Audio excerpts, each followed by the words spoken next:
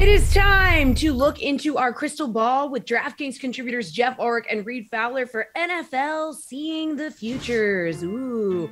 All right, guys, we're taking a look at receiving yards props for some guys with a new quarterback for the 2021 season. So first up is Cooper Kupp. We got Matt Stafford taking over for Jared Goff in LA. So with his new QB, do you think Kupp goes over or under 1,005.5 yards? Now, Geoff, in 2019 and 2020, Jared Goff was around the QB 20-ish in deep ball attempts. Last year, Matthew Stafford was the QB 12 in that category. So I feel like we can only go up from here. Yeah, this one is tricky for sure. I mean, I like Cooper Kupp. You make good points, Jesse. Great research, by the way. Matthew Stafford, a much better deep ball thrower than Jared Goff over his career. The problem is Matthew Stafford, likes to throw deep, and Cooper Kupp, not necessarily like what you call a deep route runner. He's used traditionally over the slot. You look at his yards per reception average, even just last year, there was around 10.6. So the player is more of a slot receiver. He did go way over this total in 2019, went under it last year, but he only played in like 12 complete games. So I'm still going to take the under here. I just feel like Matthew Stafford going to be someone who's targeting a little bit more downfield. They've got Deshaun Jackson on the roster now. Robert Woods has been traditionally more of that guy in the post route for them. I really do feel like Cooper Kupp probably going to be a good PPR guy. I'm just not sure I really want to bet the over on his receiving props this year. Reid, what do you think? Yeah, I'm with Geoff here. Cooper Kupp's always been that hybrid of a player, right? Especially in Sean McVay's offense. And I think the Deshaun Jackson point that Geoff brought up is exactly right. I mean, he's coming back with Sean McVay way back when these guys were together. And there's a reason why he's going to be there. And again, Stafford, when you look on paper between Stafford and Goff, of course, Stafford is a better player. But at the same time, like Geoff mentioned, Robert Woods is still there. Cam Akers is going to be a factor in this offense as well. And this defense is strong, right? That's what we also forget too, that this defense is not necessarily going to allow a guy like Cooper Kupp. And we've seen big games from Kupp, right? Those double-digit targets, double-digit receptions, big games from him, touchdown guy in the red zone earlier in his career.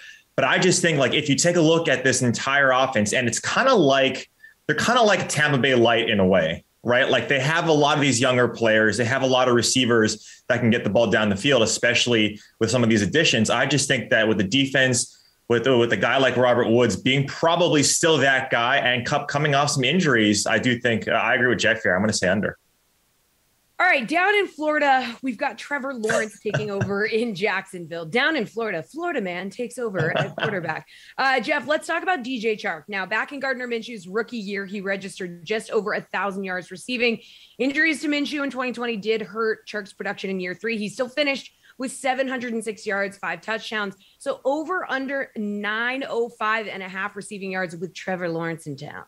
Oh man, I really like DJ Chark as a player. He's got great potential. He really does. He's averaged well over 13 yards per reception the last 2 years with not great quarterback play, Jesse. I mean, this guy has produced when he's kind of been healthy and been on the field. The problem is, A, he doesn't stay on the field that much. He's never played a 16-game season. Last year, he only played about 12 complete games. And then B, you look at the Jacksonville Jaguars depth chart, and now you've got Shenault in there, who's a very good rookie himself, and Marvin Jones. I don't know if the targets are going to be there for DJ Chark. If the targets are there, he's going to hit this over easily. But if he's sharing targets with Jones, if Jones leads him in targets, if Shenault takes like the PPR role, I don't know if there's going to be enough there for DJ Chark. You also have Urban Meyer, who's supposedly trying to institute a run-first offense. He obviously drafted a running back high. And you can throw Travis Etienne in there as another receiver to potentially take away targets.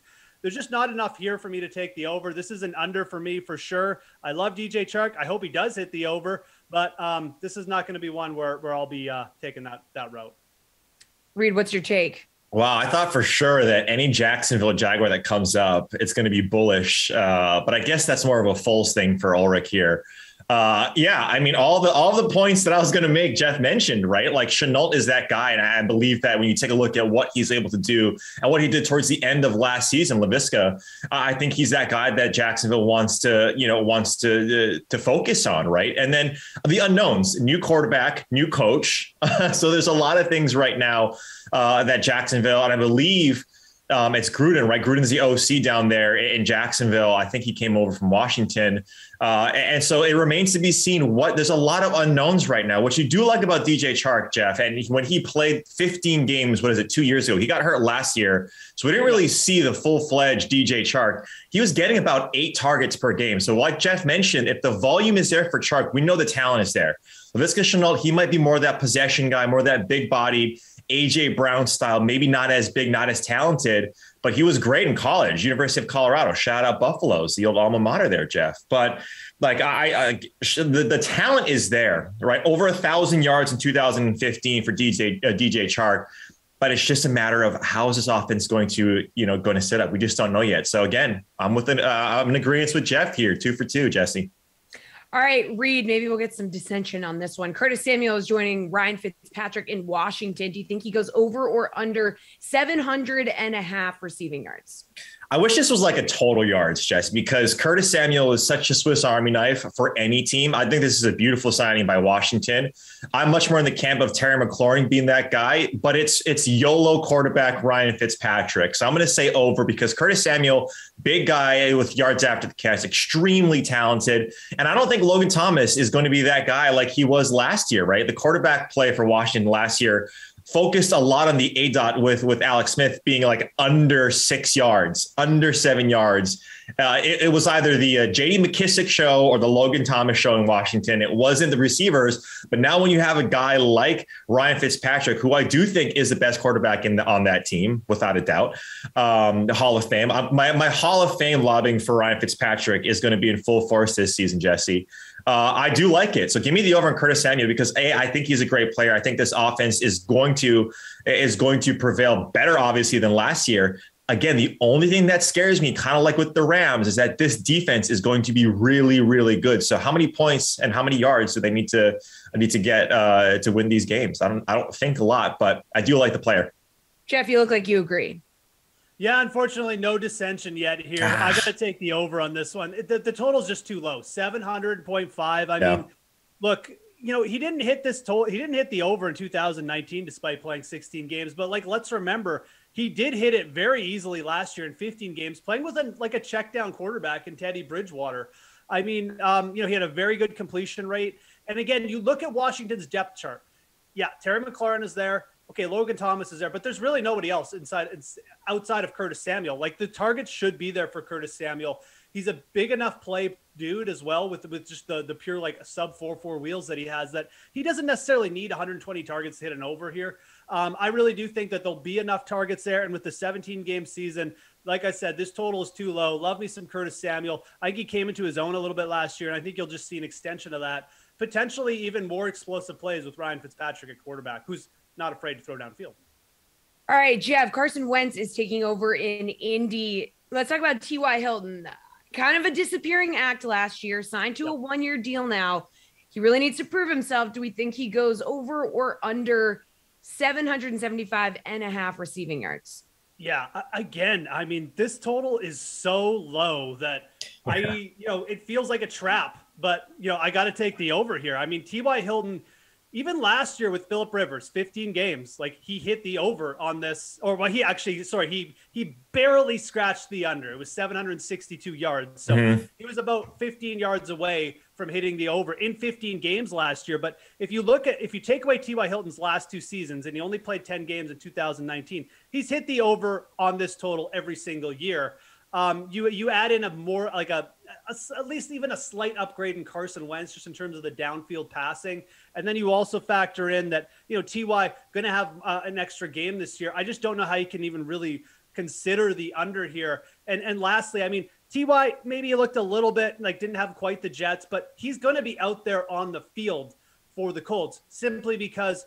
Who else are they going to throw the ball to? They have Michael Pittman. I love Michael Pittman. He's a great prospect. Paris Campbell's back. He's always hurt. We don't even know how they're going to use him. After those 2 guys, the wide receiver depth chart for the Colts, quite frankly, one of the weakest in the league.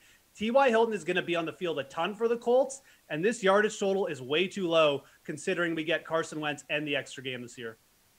Reid, what do you think? You going to agree with Geoff again?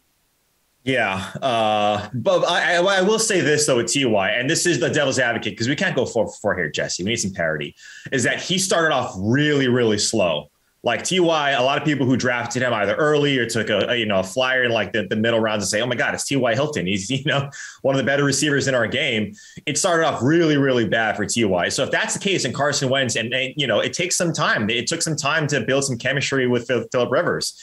If that's the same case, you're going to feel really, really shaky about this, because we don't know exactly how this is going to shake out with Carson Wentz. He's going to be on a new team. Granted, he gets a full offseason, but the way he ended is why I agree with Geoff here, in that those last handful of games with T.Y. Hilton, he looked like the old T.Y. Hilton, where finally he was getting balls down the field. Finally, we see what he can do. He's a guy that can easily put up 3 digits in a game in terms of yardage. And if that's the case with that extra game, like Geoff was mentioning, I think this is too low for T.Y.